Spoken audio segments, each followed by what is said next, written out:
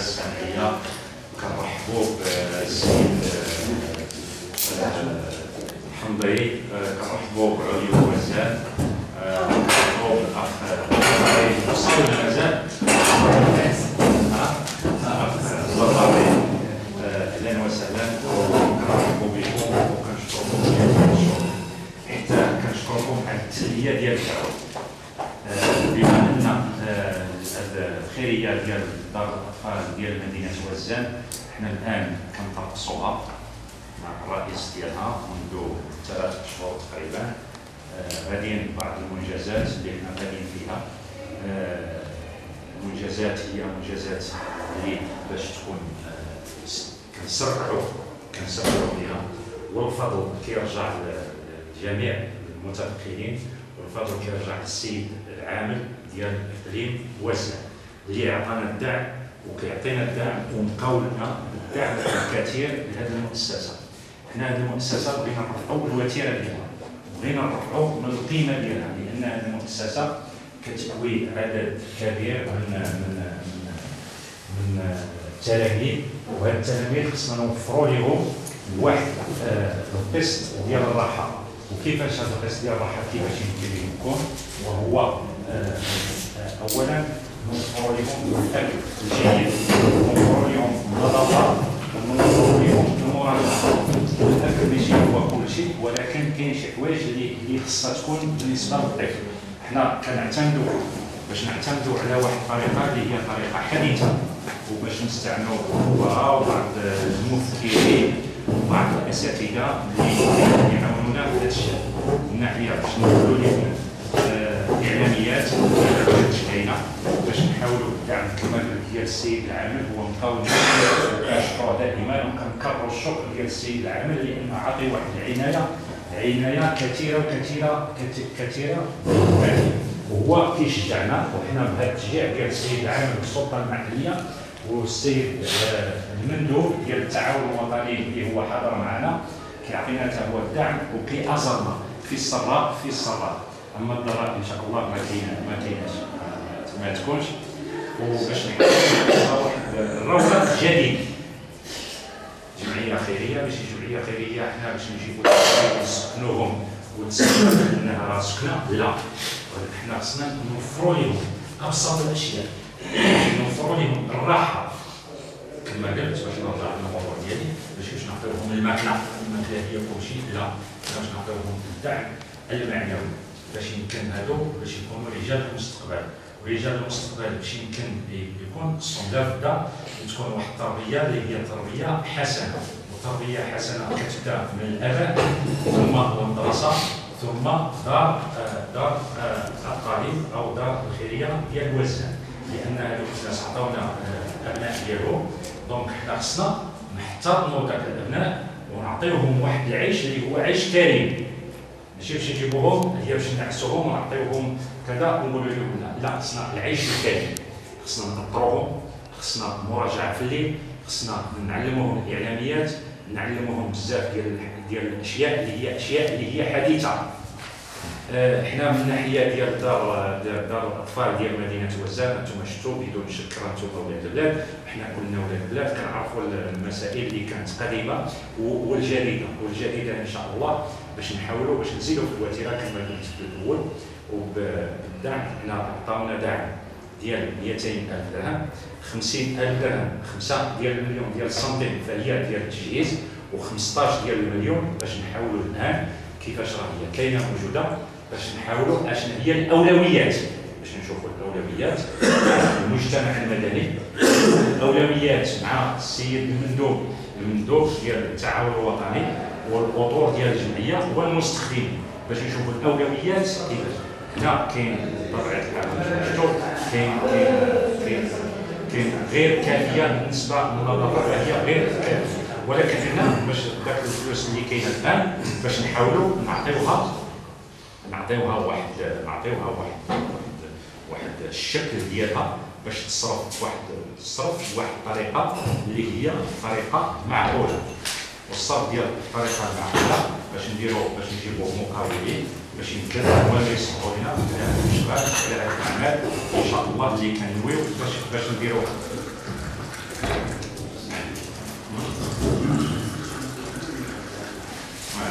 حنا دابا الان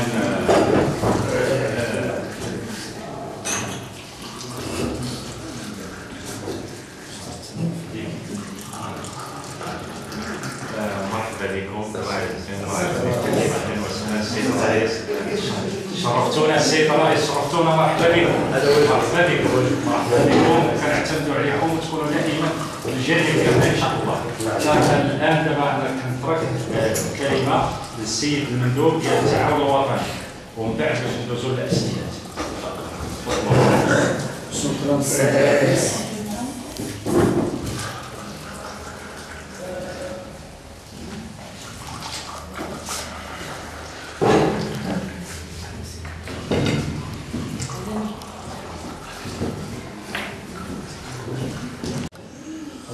كنشكر الحضور ديال الساده ممثلي الصحافه الوطنيه من مدينه غزه، السيد حمدي اسماعيل حمدي عبد تاع الشراكي، السيد احمد الدرداري عن العالم، الساده الاخوان الزملاء ديالنا والاصدقاء ديالنا ديال عيون غزه، كنشكرهم على الحضور. الاخوان الحاضرين موظفين ومستخدمي الجمعيه. كياتي هذه الندوه الصحفيه اللي تعتبر واحد البادره حسنيه، انا كنظن انها كتدخل في اطار استراتيجيه جديده ديال هذا المكتب الجديد اللي كتنبني على الشفافيه واطلاع المجتمع المدني واطلاع الصحافه الوطنيه والراي العام المحلي على المستجدات اللي كتدور داخل هذه المؤسسه، واشراكهم اشراكهم بواحد الشكل قريب من المشاريع اللي كتعتزم هذا المكتب الجديد ان شاء الله انه يقوم بها في هذه المؤسسه. هذا دليل على انفتاح هذه الجمعيه وانفتاحها الكبير على جميع مكونات المجتمع المدني المحلي. وكنشكر السيد الرئيس على هذه البادره والمكتب والسيد نائب الرئيس والساده الاعضاء كاملين على هذه البادره الطيبه. كتتم الندوه الصحفيه على هامش البطوله الوطنيه 40 للاقصائيات ما بين مؤسسات الرعايه الاجتماعيه بالإقليم.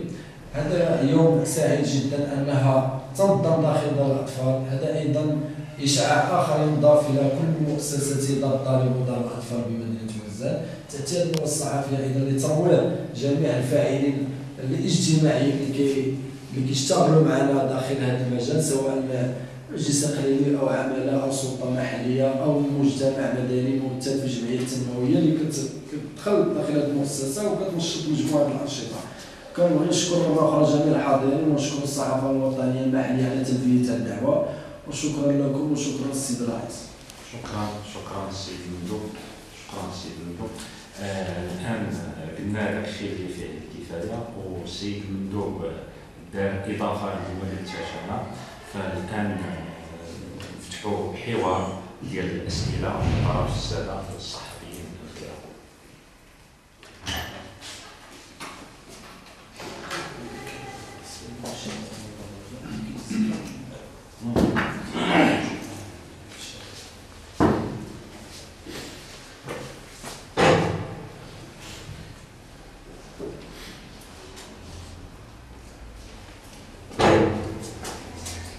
الأسئلة ممكن تنصب على المشاريع المستقبلية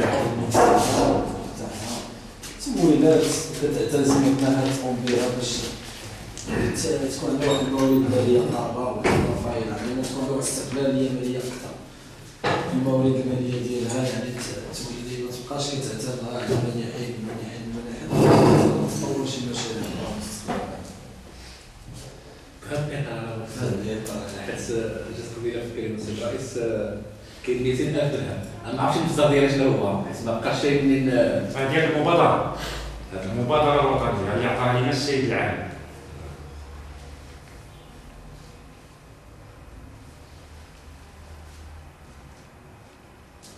أنا شخصيا ما كنتش نعرف العدد تاع السيد اللي كاين في المؤسسة اللي كيجيو، شنو هي المداخل القارة ديال الجمعية عن المداخل الأخرى. شحال كتمثل المداخل القارة المنح ولا شي حاجة بحال بالنسبة لدير في ولا كذا وكذا. هذا النوع من التفاصيل غتفيد لنا لأنه يمكن واحد يتحدث على دخول الآفاق والاستراتيجية ديالها ودخول الإمكانيات على قد الحال. طبعا كذا هو الواحد لا عرف شنو هي الامكانيات، واحد يتحدث عن الاستراتيجيه ديال المستقبل. بالنسبه لنا كنشكر جميع الحاضرين في هذه الندوه الصحفيه، وكنشكر رؤساء الجمعيات اللي كتحتضن هذه المؤسسات الرعايه الاجتماعيه. بالنسبه للسؤال ديال الاستاذ حمدي، عدد المستفيدين داخل المؤسسه هذا العام 71 مستفيد، كينحدروا من المناطق المجاوره لمدينه وزان، بني كلا، سيدي رضوان، مسموده، يعني جميع الملفات اللي كيجيونا كنشوفوا بهم الشروط متوفره باش تسجلوهم داخل المؤسسه وكنسجلوهم. عدد الجماعات الجماعه ديال الاقليم كامل اللي جا عندنا المؤسسه قدم الطلب ديالو شنو الشروط اللي توفر فيه كنسجلوه. بالنسبه للمداخل ديال المؤسسه كنعتمدوا بالاساس على المداخل الرسميه يعني ديال المنحه ديال المجلس الاقليمي، المنحه ديال التعاون الوطني، مجلس الجهه، ضريبه الذبح، المجالس القرويه بحال المجلس القروي ديال بني كلا، المجلس القروي ديال مسموده، والتبرعات ديال المحسنين من الدرجه الثانيه كذلك.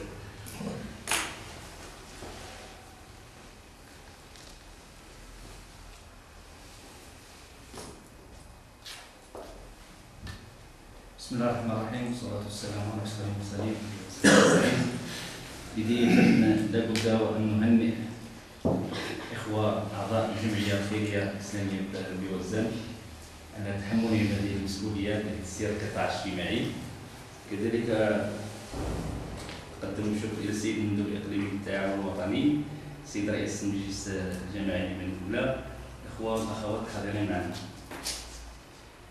هي هذه الندوة الصحفية هي مبادرة، يعني قليلا ما كانت يعني تقع يعني كنا كنشاهدوا هذه اللقاءات من اجل سمو الرأي العام المحلي والاقليمي ولما لا الوطني بدون.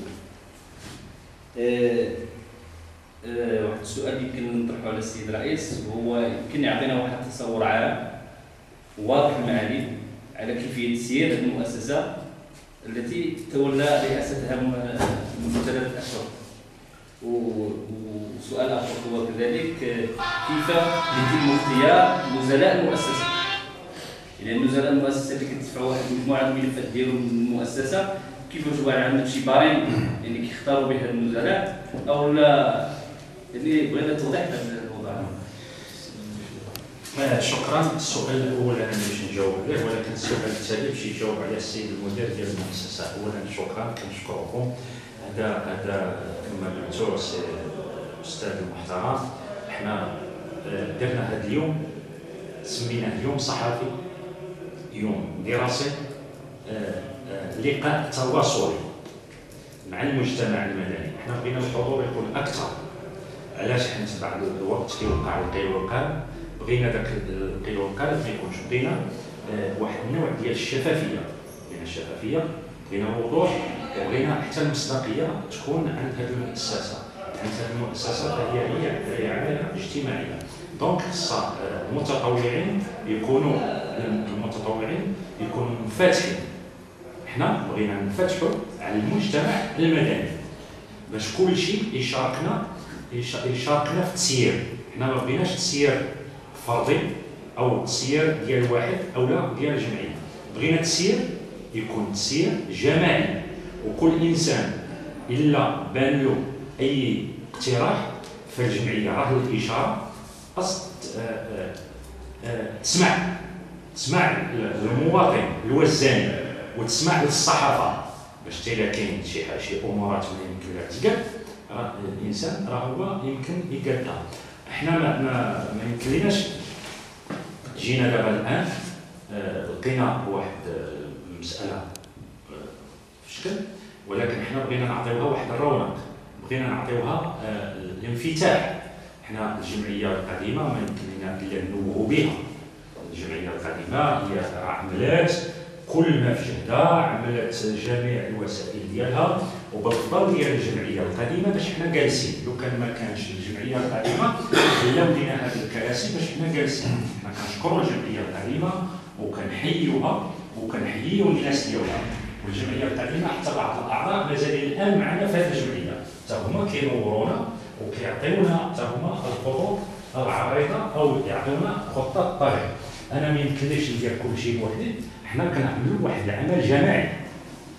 حنا التسيير ديالنا هو تسيير جماعي، جميع اي مساله كناخذوها الا كناخذوها باجتماع وكنخرجوا بقرار جماعي وكنزيدوا الى الامام.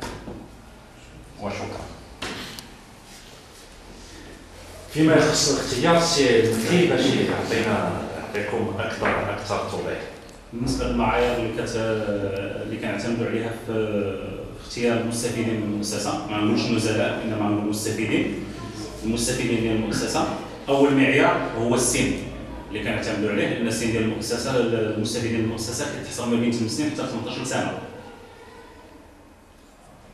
من بعد ذلك كنمروا للحالات الاجتماعيه ديال المستفيدين.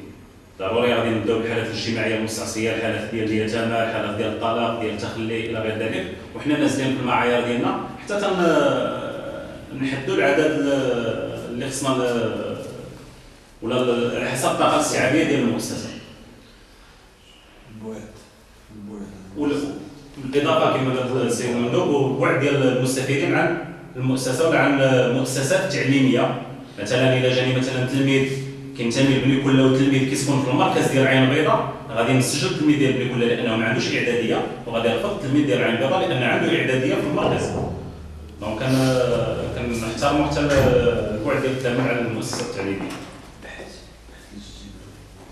والبحث الاجتماعي اللي كنعتمدوا عليه كيكونوا فيه مجموعه ديال المعايير، من بينها الدخل ديال المؤسسه ديال الاسره، العدد ديال الافراد اللي كيكونوا الاسره، واش عندها املاك هذه الاسره ولا ما عندهاش املاك. كما سبق قلنا بان اليتامى واش عنده الاب، عنده ام، عنده مثلا زوجات الاب الى غير ذلك. يعني ضروره بالنسبه للمطبوع ديال البحث الاجتماعي كيكون عنده واحد المصداقيه بالنسبه لنا كبيره، لان كيوقع فيه السلطات المحليه هي اللي كتوقع فيه، هي اللي كتوقع فيه. دونك بالنسبه لنا كتكون عنده واحد المصداقيه كبيره. عاد ان الاجتماع كيكون شفاف، اللجنه كتكلف بالفرز ديال الملفات، وكناخذوا ذاك المعايير وكنبنيو عليهم باش كنسجلوا المستفيدين.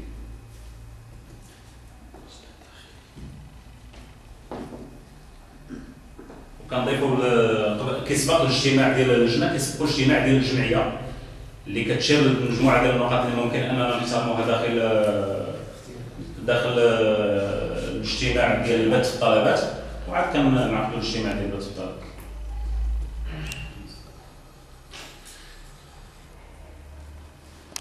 كاين واحد السؤال، كنعرف عن الاستراتيجيه ديال الجمعيه والمشاريع المستقبليه ديال الجمعيه في تطوير هذه المؤسسه والمشاركه المجتمعيه في حال اذا كانت مشروعه.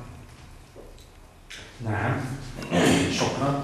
الجمعيه على احداث موارد القاره لفائده المؤسسه من خلال اما التبرعات او الاتصال بالمحسنين. حنا الان كاين الجمعيه عندها واحد الملك اللي كاين داخل المزار الحضاري ديال مدينه وزان. كنحاولوا درنا اجتماع في هذا الشأن. الملك القار وهي قطعه ارضيه بمدينه وزان، كنحاولوا باش يحضر في الاجتماع السلطه المحليه، الجمعيه، المندوب ديال التعاون الوطني، ونشوفوا نخلقوا سواء عقد الشراكه مع المقاولين او يتم البيع ديالها، او نشوفوا الصيغه القانونيه بحضور السلطه المحليه دائما، بحضور التعاون الوطني دائما، وبحضور الفاعلين ديال مدينه وزان، سواء مقاولين سواء فاعلين، وباش نخلقوا واحد اللجنه للمجتمع المدني باش تكون حاضره. حنا ما يمكن لينا نتصرفوا في اي ملك الا يكون المجتمع المدني والصحافه بحضور الصحافه والمجتمع المدني والسلطه المحليه في شخص السيد العامل والسيد المندوب ديال التعاون الوطني، ونشوفوا الصيغه كيفاش يمكن لينا نخرجوا، ونشوفوا رجال الاقتصاد، رجال الماليه، باش نخرجوا بواحد الصيغه باش يمكن الجمعيه يكون عندها واحد المدخول اللي هو قرار.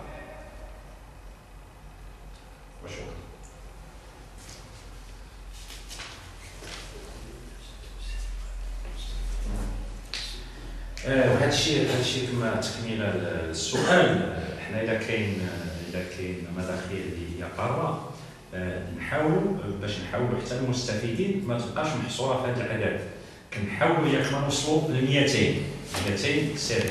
هنا الا عندنا مداخل قاره راه يمكن حتى المستفيدين باش نوسعوا القبيله ديالهم ونوصلوا لواحد العدد اللي هو عدد اللي تيشرف المدينه ديال وزان. واش ما نبدلوش السميه ديال الخيريه الاسلاميه؟ الاسم ديال الاستمرار ديال اسم الخيريه الاسلاميه ديال وزان هو قرحي، وما كاين حتى شي حاجه ما كتمنع ان يدار مع الاستثنائيه ديال الجمعيه وتغير الاسم.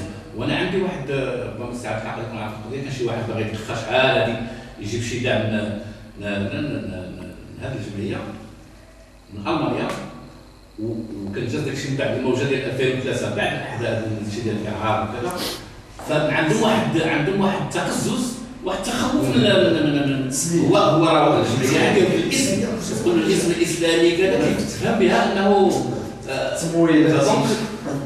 شنو غادي يمنع الجمعيه تغير السميه من الخيريه الاسلاميه الى المؤسسات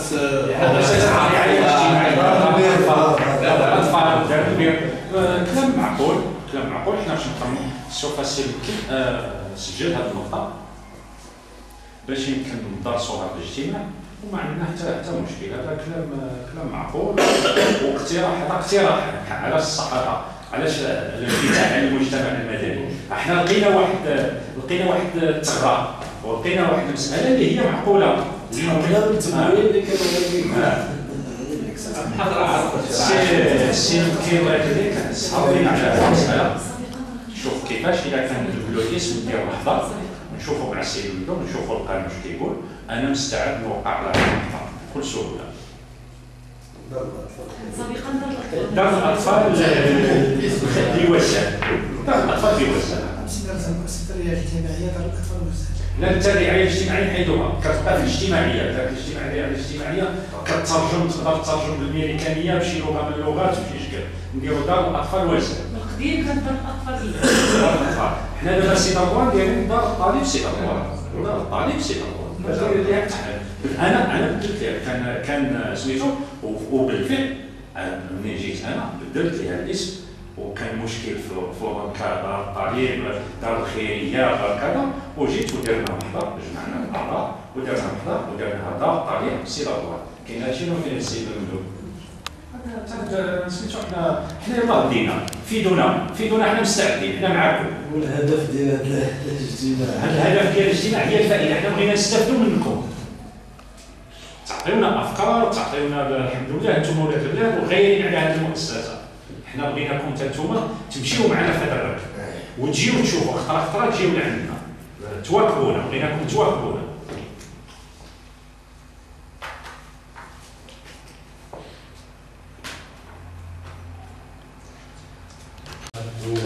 نغتنم فرصة مناسبة كي أتوجه بالشكر الجزيل لكم ولمنظمي هذه التظاهرة وهذه القيمة،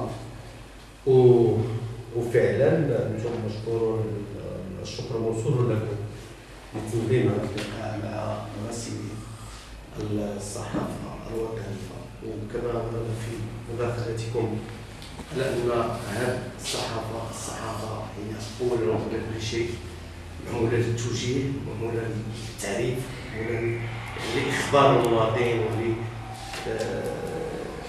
بطبيعة الحال باش يكون على علم وعلى اطلاع على ما يجري في كل المؤسسات ديال الدولة. أنا بغيت فقط نطلب منهم مرة أخرى باش يركزوا في الإعلام ديالهم على الدور الأساسي الذي تقوم به هذه المؤسسات والتي عبرها يعني تخرجوا واحد العدد ديال البطول، واحد العدد ديال الكفاءات. هادشي كنهضروا حنا كنا تنقراو كيقراو معنا ناس من الخيريه، الحمد لله دابا وصلوا يعني مناصب الدوله ومسؤوليات بفضل هذه المؤسسات. اذا من واجبنا ان نراها وان يعني نسهروا عليها ونطوروها. وعجبني السؤال ديال السي الحمضي او الاجابه ديالو، هذه القضيه ديال التسميات التي كتجلب بعض المرات بعض التقززات فعلا من جمعيات اجنبيه لا سواء متعلقه ولا سيما الغربيه اللي كتبغي تساهم، ولكن ملي كتسمع هاد التسميات هذيك تتحفظ او كتهرب فعلا. فيما يتعلق بهاد المؤسسات من طبيعه الحال حنا تنعرفوا المنطقه ديالنا وعايشين معاهم، لان هما الطريق الوحيد اللي كيمكن لهم باش يتابعوا الدراسه على الاقل الاطفال وسيما ما يتعلق بالفتيات. حنا كنعرفوا الهضره المدرسيه التي الاشكاليه ديال الهضره المدرسيه اللي كتعرفوا المنطقه ديالنا، وهذا الشيء كله راجع من الامكانيات من طبيعه الحال محدوده والطاقه الانوائيه من طبيعه الحال، ولو ان المؤسسات تقدر تستوعب اكثر، ولكن دائما تبقى الموارد الذاتيه ديال المؤسسه. لهذا يجب تطوير هذه المؤسسات كما قال السيد مندوم مشكور على ذلك كذلك، وما نبقوش تاكلين غير على بعض، لان غادي يجي واحد الوقت السيد مندوم بحال دابا الجماعات القرويه كلها تقريبا عملت دار الطالبه ودار الطالب ديالهم الاعداديات كذا، واش نبقاو يمكن اخر جماعه هي الجماعه ديالهم كلها. دابا الان نشوفهم بان تدرجت البناء ديال دار الطالبه في بني كلها اللي ساهمت فيها الجماعه 500,000 درهم، المجلس الاقليمي 500,000 درهم، المشقه 200,000 2 مليون درهم. ربما غادي نشوفوا مع الجهه ومع التعاون الوطني بطبيعه الحال والمؤسسات الاخرى باش نمولوها. كاين مشكل ديال الاعداديه حتى هو سيساهم في التخفيف من الاكتظاظ داخل المؤسسات التعليميه بوزان. حنا كنعرفوا المعاناه ديال هذه المؤسسات، وحتى الساده رجال التعليم اللي المشاكل اللي تعرفوها، لان الاقسام كتعرف واحد الاكتظاظ كبير يتعذر بطبيعه الحال الجوده ديال التعليم كتنقص الى اخره. اذا كل الجماعات يجب ان تتوفر على هذه الاعداديات، ولكن ما بعد الاعداديه غادي يجي التعليم الثانوي. هاد المؤسسات خصهم يلعبوا الدور ديالهم، بدل دابا ملي كيخرجوا الناس من الاعداديه كيكون السلك الثاني من الثانوي كيجبروا صعوبه في السكن، صعوبه كبيره في يعني في هذا. كيمكن توفر لهم واحد دار الطالبه دابا الحال دابا ديال الوزان والخيريه اللي تسموها الخيريه الان حتى هي توفر لهم واحد النوع ديال السكن مقابل واحد 200 درهم ولا 300 درهم في الشهر، يكون عنده الان يعني عنده القاعه ديال المراجعه، ويكون تياكل مزيان ولا تيسكن مزيان وتيكتب مزيان ويكون محروس، ما يكونش يمر في الاحياء العليا والاحياء البعيده معرض للضياع، معرض للانحراف، معرض لواحد العدد. كاين الفتيات ثاني، كاين الناس كيوصلوا مساكن السلك الثاني كيكون عندها 18 عام بطبيعه الحال دار الطالبه ما يقدرش تحتضن البنت اللي واصله 17 18 عام، خصها تحمل المسؤوليه ديالها. اذا كتنقطع عن الدراسه. اذا خصنا نطوروا هذه المؤسسات بانه حتى هما حتى الناس اللي عندهم اللي تيوصلوا للسلك الثاني من الثانوي يكون عندهم فين يسكنوا مستقبلا، ونخفوا نحاولوا يكون واحد الثمن معقول وكذا باش يكون عاوتاني كما قلت الامور تمشى مزيان، توفر مكتبات، توفر يعني ظروف السكن تكون شويه بعدا الى اخره. وبالتالي اللي بغينا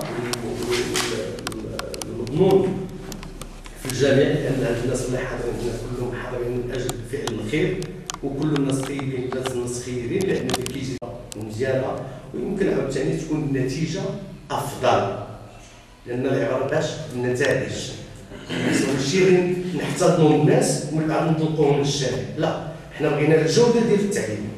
انا كنتاسف النهار اللي جينا لدار الطالبه تقريبا 70 بنت ولا 80 بنت، حتى وحده ما دات البكالوريا. عيب وحار. كاين واحد الجمعيه شي جمعيه كانت كتمنى دابا مراجعات من داك البنات وكيجيو عند واحد المستوى ضعيف جدا. دابا حنا جدر مشكورين على ذلك، عاونوهم في الرياضيات، في اللغه الفرنسيه، في اللغه الانجليزيه، وكانوا كيحاولوا. علاش؟ لان حنا كنعرفوا التعليم في الباديه شنو هو المستوى ديالو، لان ماشي الفداء باش ننقذوا القسم ملي كيجيو هنا البنات ديال الباديه او اولاد الباديه بصفه عامه تيجيو تيكون عندهم واحد المستوى ضعيف جدا. اذا نحاولوا نتعاونوا نشوفوا عاوتاني محسنين، نشوفوا ناس اللي الاساتذه سميتو الاستاذات يعملوا لنا مراجعات من هذه الميتات وهكذا باش نحاولوا ننقذوا ما يمكن انقاذه، لان ظروف السكن غير لائقه خصنا نعترفوا بها، ولكن حنا في الطالبات العامه ردينا حتى وحده. علاش؟ لان ردينا شي وحدات حنا كتقول لها مسكينه سير تسرح عاوتاني ونوليو عاوتاني واخا كاين اكتظاظ فعلا وكاين ظروف العيش، ولكن حنا كنديروا جاهدين باش نحسنوا عاوتاني شويه الوضع وكذا وهذه وما نحرموش هاد الناس، لان يمكن نخرجوا شي حاجه، ولكن باش نخرجوا شي حاجه خصنا عاود التفكير فاش ماشي فقط في الاكل والسكن وكذا ولكن خص جوده التعليم. الا كان ممكن الله يخليك نتعاون السيد الرئيس في هذا الباب ونشوفوا مع الجمعيات ومع كاين الاساتذه تا هو كيقولوا الخير لله يجيو يعملوا المراجعات من هاد النتاج من هاد الوليدات، يعملوا المراجعات باش يرفعوا المستوى ديالهم حتى هما نمكنوهم نحاولوا نمكنوهم يتابعوا الدراسه ديالهم مستقبلا. وشكرا لاصراركم. وانا اضع نفسي عاوتاني مره اخرى كرئيس الجمعيه ديال دار الطالبه الاخوان المراسلين كلهم في حاله ما اذا وقفوا على شي معلومه ولا شي حاجه فيما يتعلق بدار الطالبه انا رهن اشارتهم واعتذر ساكون مضطرا للانسحاب لان هذه ضغوط. شكرا جزيلا. شكرا حنا مستعدين كل استجابه اساتذتنا يطفي ان شاء الله. سيد الرئيس كان عندي واحد السؤال ولكن مرحبا. لا نجاوب فوقاش ما بغيت. ما عنديش اشكال. شكرا. نجاوب غير فوق. شكرا. نشكر الحضور ونشكر الاخوان ونشكروا على كل من ساهم في هذه الجلسه هذه. السؤال ديالي كيتعلق هو اننا حنا كعيون وزان، ملي كنقولوا عيون وزان حنا كنعنيو كما كيقولوا بالدارجه المغربيه بلا رد وزان، يعني تابعات فيهم هما. كنا كنطلبوا لائحه الاعضاء من ديما، ما عمرنا توصلنا لائحه الاعضاء ديال الجمعيه ما كتوصلوش بها، اخبار ديال الجمعيه ما تنوصلوش بها. كل ما كتسولوا على المعارك او كاين واحد الجدار، شنو الامور في الجدار الله اعلم. حاولنا جاهدين باش نتوصلوا، والحمد لله اننا من بعد ما جات الجمعيه هذه توصلنا كذلك السيد المدير انه عطانا وعد باش ان اي حاله او اي حاجه وقعت الا ما نكون على بها. المساله هذه بغيت نسول الاعضاء شكون هما الاعضاء ديال هذه الجمعيه هذه، شكون هو الرئيس، شكون هو الى غير ذلك. هذا السؤال الاول. السؤال الثاني هو الاطفال او كما كيتسموا ديك الاطفال غير مرغوب فيهم، شي دراري مثلا قبيحين في المؤسسه، شنو كيكون الدور ديال الجمعيه او الدور ديال الخيريه؟ كيفاش كديروا لهاد الناس هادو؟ شنو كديروا معاهم؟ واش كتصيفطوهم في حالهم، واش كتصيفطوهم جهه اخرى، ولا كيفاش كتكون يعني هذا هو الاسئله ديالي. وشكرا. شكرا الاخ المحترم. فيما يخص اللائحه فاللائحه هي الاشاره. احنا ملي تقلبنا هذا المنصب فرحنا الاشاره ديال الصحافه كما كنديرها وجميع الصحفيين. احنا ما عمرنا توصلنا بطلب او توصلنا بهذه الاقتراحات. دابا الان احنا توصلنا اليوم بطريقه رسميه فاحنا مستعدين هذه المساله اللي كيتاح بها القانون داخل الجمعيه. نشوفوا الاعضاء داخل الجمعيه نديروا اجتماع في هذا الباب، واذا كان كيسمح بها القانون فاحنا راه الاشاره نقدمها لكم بكل سهوله. شكرا. السؤال الثاني. السؤال الثاني حول الاطفال غير المرغوب فيهم، يعني الدراري كما كنقولوا بالدارجه المغربيه الدراري اللي باسلين او مشاغبين، الاطفال شنو كديروا معاهم؟ شكون اللي يجاوب على هذا السؤال؟ المدير اللي كيعاني. يلا سير. بغيت نعرف بعدا الاطفال غير مرغوب فيهم شنو كنقصدوا بهم بعدا اولا؟ واش عندنا التلاميذ المستفيدون اللي هما اقارين داخل المؤسسه ولا المستفيدين اللي هما بشكل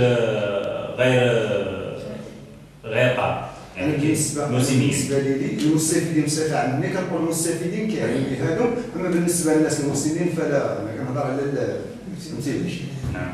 انا كنهضر على العموم بشكل عام. اذا بشكل عام بالنسبه للمستفيدين اللي كتشيروا لهم انتم غير مرغوب فيهم، واخا راهم ساكنين عندنا ولا كنعتقد راه مرغوب فيهم داخل المؤسسات حيت راهم مازالين ساكنين عندنا، كنحاولوا ما امكن نحاولوا نصلحوا المشاكل اللي عندهم. إلا عندهم مثلا شي تعثرات دراسيه مؤخرا عندنا جوج ديال العناصر داخل المؤسسه اللي كيديروا التدريب ديالهم داخل المؤسسه كيحاولوا يراجعوا معاهم. اذا كان عندهم مشاكل ديال اللباس الى غير ذلك، كاين مشاكل اجتماعيه لا قدر الله مثلا عائلتهم ما تقدرش مثلا تكسيهم، نقدروا نجيبوا لهم الحويجات كنشريوهم ونجيبوهم لهم، يعني كنحاولوا نوفروا لهم جميع الظروف اللي كيحتاجوها. اما الى حد الان مازال ما جريناش على شي واحد باش نقولوا راه غير مرغوب فيه وراه جرينا عليه داخل المؤسسه، مازال ما عندناش هذا الحاله. المشكل هذا ما كاينش حاصل، ما عندناش هذا الاشكال. استسمح نكمل سيدي المدير. وبالنسبه لي السلام عليكم بعدا. بالنسبه لي انا مدير دار الطالبه ايضا، عندنا القانون، كاين واحد القانون اللي هو 14/5 المنظم عن المؤسسات الرعايه الاجتماعيه فيما يخص كما قلنا ذاك المستفيدين الغير مرغوب فيهم ولا المشاغبين. بالنسبه لدار الاطفال هناك نوعين من المستفيدين، كاين النوع الاول وهما المستفيدين القارين والمتخلى عنهم اللي كيعيشوا دائما داخل المؤسسه، والنوع الثاني من المستفيدين هما المستفيدين اللي كيزاولوا الدراسه ديالهم وكيجيو من الجماعات المجاوره للاقليم. اذا قلنا حنا نوعين، ولكن كما قلنا قانون 14/5 المنظم عن المؤسسات الرعايه الاجتماعيه فهو فيه كينص على هذه العقوبات، ومن هنا كيكونوا هاد الاطفال المشاغبين كما كنقولوا كينص على واحد اللجنه التاديبيه. ديك اللجنه التاديبيه راه كينص على الاشخاص اللي كيكونوا فيها، هما اللي كيديروا واحد الاجتماع وكينظروا وكيفصلوا في ذاك المستفيدين الغير مرغوب فيهم، مثلا اما الا كان كيستافد الاطفال اللي كتبقى الاطفال ديالو، اما الا كان مثلا امور بسيطه كيمكن يتم التوقيع ديالو لمده 3 او اسبوع او كذا الى اخره. وبالتالي كما قلنا وهي اللجنه التدبيريه هي اللي كتفصل في هذه الامور هذه. وشكرا. شكرا. ما سقيناش بكم تحت، احنا ما سقيناش بكم إطار الحديث عن الجمعية الخيرية الإسلامية دار الأطفال. كنا قبل ما تأسس الجمعية اللي كنا سمعنا أن هناك لجنة كون السيد العميد على أساس هي تشرف يعني كبر واحد المرحلة لغاية ما تأسس مؤسسة، تأسس الجمعية. يعني في واحد اللحظة كانت تحلت الجمعية، هذاش اللي يوصل إلى علمنا أن تحلت الجمعية ودارت واحد اللجنة ديال التدبير مؤقت باش على اساس يوجدوا الصيغه القانونيه ديال تجديد التدبير. بغينا سمعنا ان كاين هناك اختلاسات ديال المال العام، هناك سرقه، هناك يعني شي اللي توصلنا به. بغينا سيد الرئيس في اطار تسليم الصوره بغينا نشوفوا واش عندك شي حاجه اللي جبرتي عنها ماشي هذيك، واش عندك باش الامور قاده، واش تنازلتيش على شي حاجه. سؤال وجيه سيدي. اولا شكرا. احنا الاجتماع ديالنا كيصب في هذه المسائل، لان انا قلت الشارع يقول، ولكن الحقيقه شكل اخر. ابدا احنا اذا كان الامور ديال الجمعيه القديمه فالجمعيه القديمه هذا شانها، انا لا دخل لي في الجمعيه القديمه بتاتا، ولكن الجمعيه ديال التدبير اللي دارها السيد العام ليس هناك أي شيء بتاتا قطعا، المسائل سليمة 100%. هو الصحافة المجتمع المدني، أنا راه كنت بغيت نديرها كبيرة، كلش مختصر هذا، ولكن الخطرة الجاية باش نديروها في دار الشباب كبيرة وانتوما باش تعاونونا. الإشارة لا في الإعلام ولا في الطريق المستقيم، أقول باش تعاونونا على هاد الدار الطبيب، على هاد الدراري نقربهم ونوفروا لهم العيش الكريم.